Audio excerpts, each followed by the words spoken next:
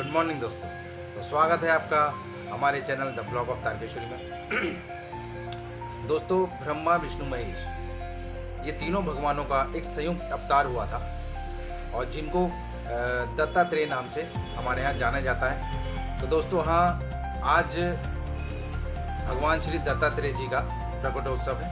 आज के दिन ही उनका जन्मदिवस जयंती मनाई जाती है दोस्तों।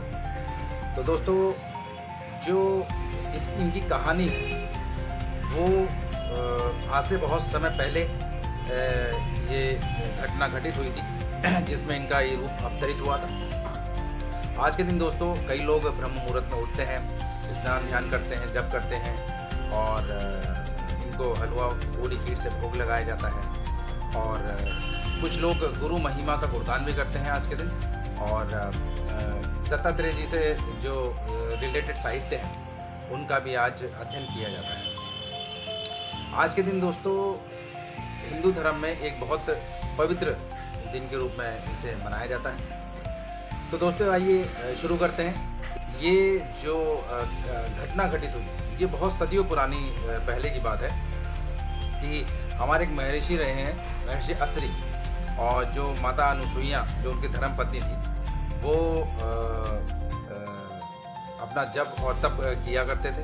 उनकी तपस्या इतनी प्रचंड थी कि पूरे विश्व, पूरे संसार भर में उनके तपस्या का तेज दिन ब दिन बढ़ता गया और देवलोक और पूरे स्वर्ग में भी उनके बारे में चर्चाएं होने लगी। अब जो हमारी माताएं थी, जो ब्रह्मा विष्णु महेश जी की पत्नियां, माँ लक्ष्मी, माँ हमारी पार्वती माता और सरस्वती माता, तो उन तीनों में अपनी वार्तालाप होने लगी कि पृथ्वी पर भाई एक अनुसुईया नाम की माता जी हैं और उनका चर्चा जो है गुणगान पूरे तीनों लोकों में हो रहा है, तो क्यों ना उनकी परीक्षा ली जाए। तो उन्होंने दोस्तों ब्रह्मा विष्णु महेश जी को तीनों को उन्हें बुलाया और उनसे वार्तालाप की और उनसे उनकी परीक्षा लेने को के लिए कहा कि जब इतना उनके तप में इतना बल है तो हम भी देखना चाहते हैं कि वो जो तपस्विनी हैं माता अनुसुईया, उनके जो तप में वो बल कितना है। तो तब उन तीनों ने ही हमारे जो देवी देवताएं थे, ब्रह्मा विष्णु महेश जी जो हमारे भगवान थे, उन तीनों को ही उनकी परीक्षा लेने भेज दिया। दोस्तों, हमारे जो भगवान हैं तीनों ब्रह्मा विष्णु महेश जी, वो वहाँ जंगल में प्रकट हो जाते हैं और एक ब्राह्मण का जो है वेश वो धारण कर लेते हैं। वो तीनों ही ब्राह्मण का वेश धारण करके माता अनुसुईया के पास पहुँच जाते हैं।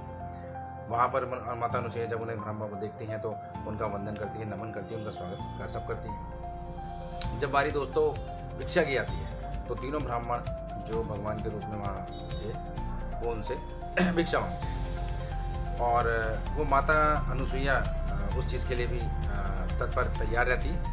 तो वो माता अनुसुईया के सामने एक शर्त रखते हैं कि हमें दुग्धपान करना है और हमें प्यास लगी, दुग्धपान करना है और जो आपने हम तीनों को ही कराना है और निवस्त होकर कराना है। तो दोस्तों माता अनुसुईया क्योंकि उनका तप इतना था तो वो समझ जाती है कि कोई साधारण लोग नहीं है और उन्हें अपने तप के बल पर वो समझ जाती है कि ये जो है ये भगवान ही हमारे ब्रह्मा विष्णु महेश तीनों अवतार जो ब्राह्मण के रूप में है।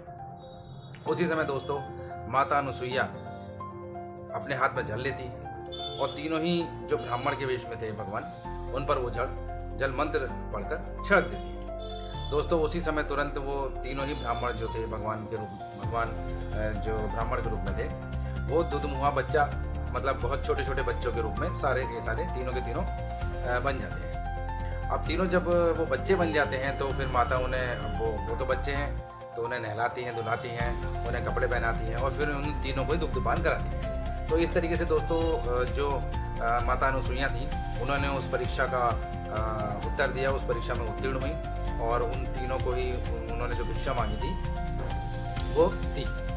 तो दोस्तों इस तरीके से उन्होंने अपने व्रत का पालन किया। तीनों लोकों में ही उनकी जय जयकार हुई। जो घटना घटित हुई थी ये पूरे ब्रह्मांड में चर्चित हो जाती है कि किस तरीके से उन्होंने मर्यादा का पालन करते हुए अपने व्रत को संपन्न किया। दोस्तों इस चीज़ से खुश होने के बाद वो तीनों ही जो शक्तियाँ वहाँ मौजूद थी, ब्रह्मा विष्णु महेश जी, वो अवतरित होते हैं और माता अनुसुईया को आशीर्वाद देते हैं और उनको ये वरदान भी देते हैं कि वो तीनों शक्तियाँ ही उनके एक पुत्र के रूप में जन्म लेंगे। जी हाँ दोस्तों, कुछ समय बाद अनुसुईया माता के यहाँ जो पुत्र जन्म लेते हैं उनके 3 मुख होते हैं, जो कि एक ब्रह्मा जी का, विष्णु जी का, महेश जी का, यानी सृष्टि, पालन करता और संहार करता, तीनों एक ही रूप में अवतरित होते हैं और उन्हीं का नाम दत्तात्रेय जी पड़ा था और उन्हीं भगवान को हम दत्तात्रेय जी के रूप में जानते हैं।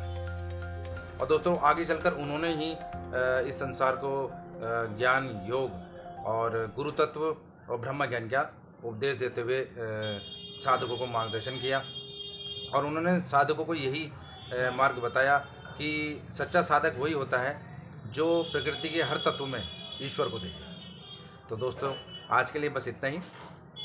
ये अगर आज की कहानी है आपको हमारी पसंद आए तो लाइक कर देना, चैनल को सब्सक्राइब कर देना और बेल आइकन पर क्लिक कर देना।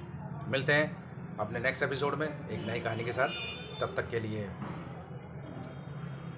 जय श्री कृष्ण।